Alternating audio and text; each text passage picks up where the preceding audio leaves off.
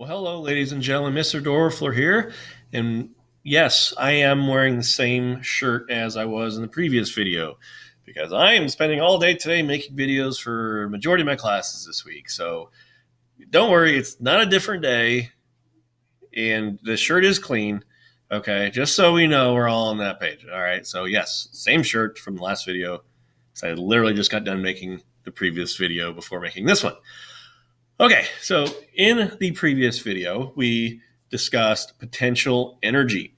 And so this is the second half of section 3, where we're going to be talking about kinetic energy. Well, we'll be talking about other types of energy as well, but we're going to be calculating kinetic energy in today's video and discussing other forms of energy that we may or may not be aware of. So what is kinetic energy? First of all, we abbreviate kinetic energy as KE. For potential energy, we said it was PE. So that gives us a differentiation between the two. Kinetic energy is the energy of an object due to the object's motion. So an object in motion has the ability to do work. Therefore, they have kinetic energy. They have the ability to do work, so therefore it's got energy, as we defined in the last video. And it's in motion, so kinetic. So the word kinetic means motion. So the amount of kinetic energy that an object is going to possess is going to depend on both the mass as well as the speed of an object. If we have a bowling ball falling to Earth's surface, maybe it got accidentally dropped out of an airplane as it's traveling. I don't know. The work being done is that ball falling. Okay, so that ball has kinetic energy. It's doing work. The formula, again, much like what we saw with potential energy, the formula for kinetic energy may be found in your formula packet, where kinetic energy is equal to 1/2 times mass times the speed of the object squared. So in this formula, only speed is squared, not everything else. So the shorter version of the formula is KE is equal to 1/2 times M times V squared. Okay? Again, kinetic energy, it's a form of energy, therefore it's going to be measured in joules. Mass, again, is always going to be in kg. The heavier the object, the greater the kinetic energy. Velocity or speed will be in meters per second. When we have a small increase in velocity, it will greatly increase the kinetic energy of an object because of it being squared in the formula. The kinetic energy of an object will be more dependent on the velocity than it will be the mass. Okay? So we can change the velocity of an object a lot easier than we can change the mass of an object. So here's that ever-present slide on how we calculate. You can write down the formula. Determine the known and unknown values plus their units. Insert those values into the formula and then solve it mathematically, making sure to include your units in your final answer. Kinetic energy is joules, mass is in kilograms, and velocity is in meters per second. So we have a 35 kilogram child that has 190 joules of kinetic energy after he sleds down a hill. What is the child's speed at the bottom of the hill? So we are actually solving for something other than kinetic energy. All right? We are solving for speed. Oops, forgot the square. We are solving for the square. Okay? So before we do anything, I'm the type of person who likes to rearrange my equation or my formula first before I plug in anything. You might be different. You might like to put everything you know into the formula itself and solve it as you go. That's fine too. I just like to see what I'm trying to solve for and get it out of the way. That way there's not a whole bunch of jumbled numbers written down. So I'm going to go ahead and rearrange this. First, let's isolate V here, okay? So in order to get rid of this 1/2, I need to multiply both sides by 2, okay? So I'm going to get 2KE is equal to M times V squared. And so to get rid of the m, I'm going to divide both sides by m. So I'm going to get v squared is equal to 2ke divided by m. But in order to solve for a variable, I have to make sure the variable is all by itself.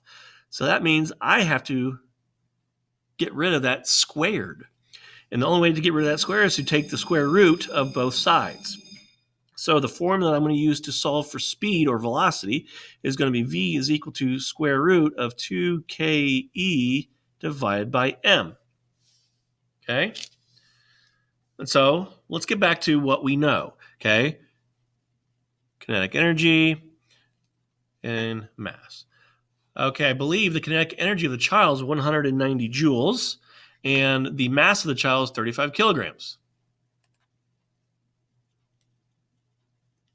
And 35 kilograms. Okay. All the units for what we know are correct. So I'm going to go ahead and plug in my values into the formula.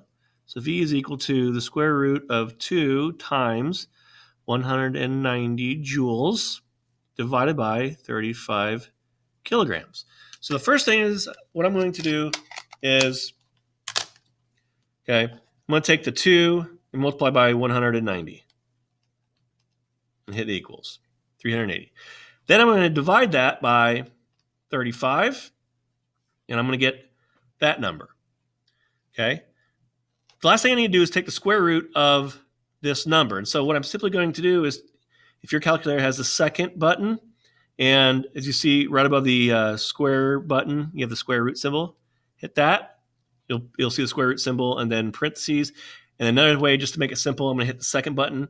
And down here at the bottom, right above this key, it says ANS for answer. So that's going to take my previous answer and just plug it back in there.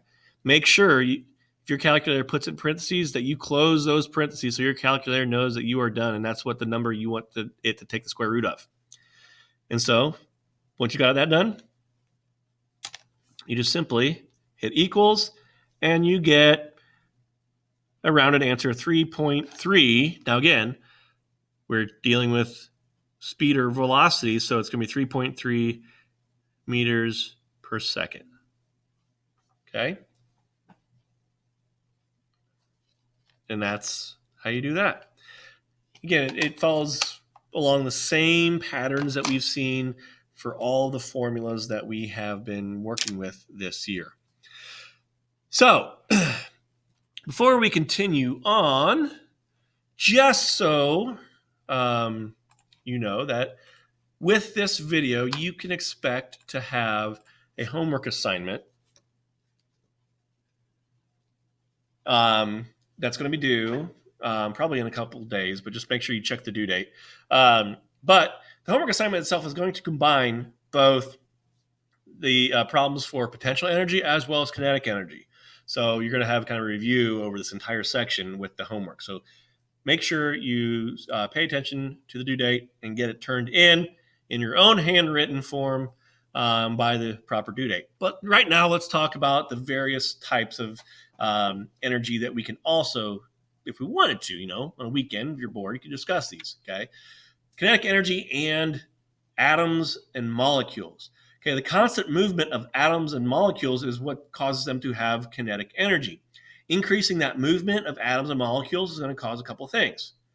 So the atoms and molecules are going to have a higher kinetic energy, but the higher the kinetic energy, we're also going to have the higher the temperature. And that's what thermometers measure.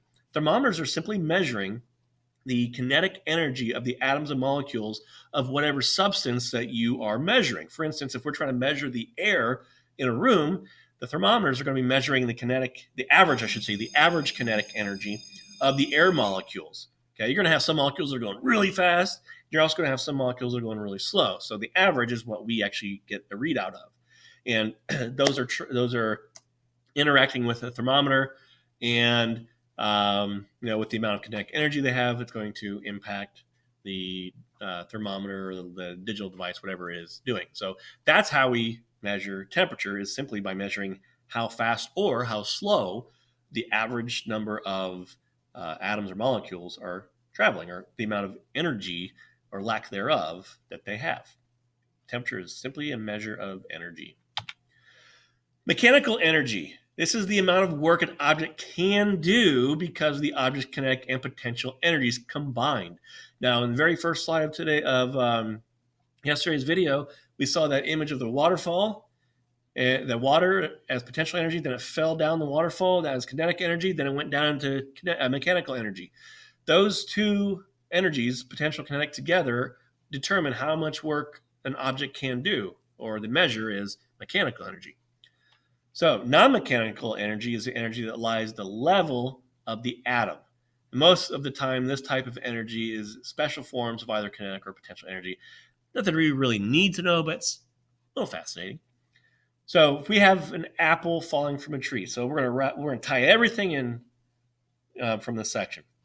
The apple has potential energy as it lies on the branch or is attached to the branch on the tree. Once that apple begins to fall, the apple now is having its potential energy converted to kinetic energy because it's moving, it's falling, it has kinetic energy. So we add the potential kinetic energies together, and we would get the total mechanical energy of that particular apple in that tree.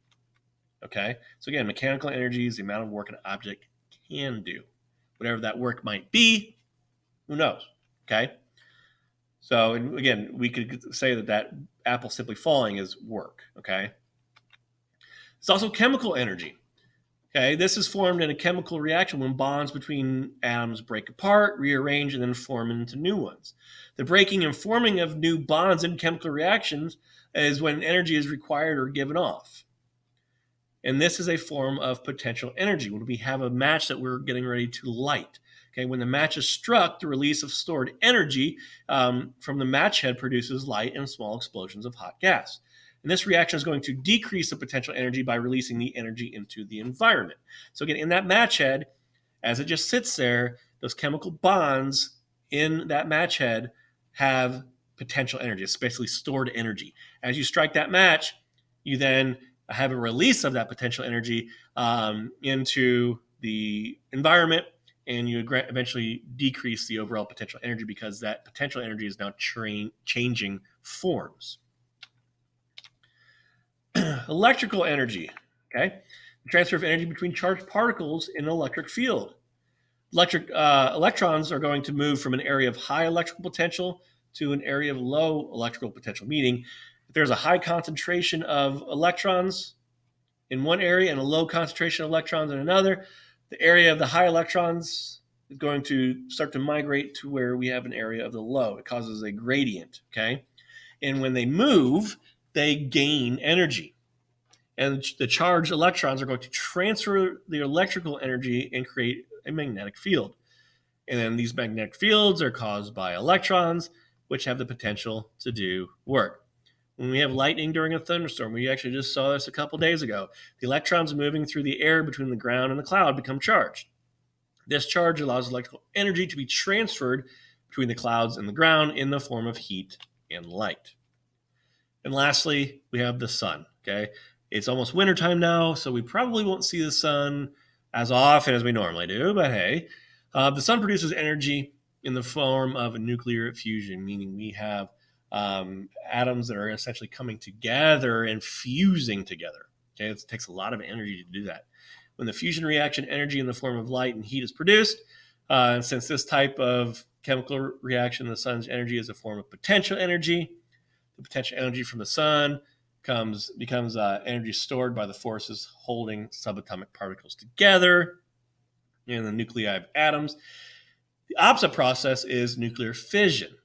Okay, this is where nuclear reactions release nuclear energy. This type of energy is used to produce power from nuclear power plants.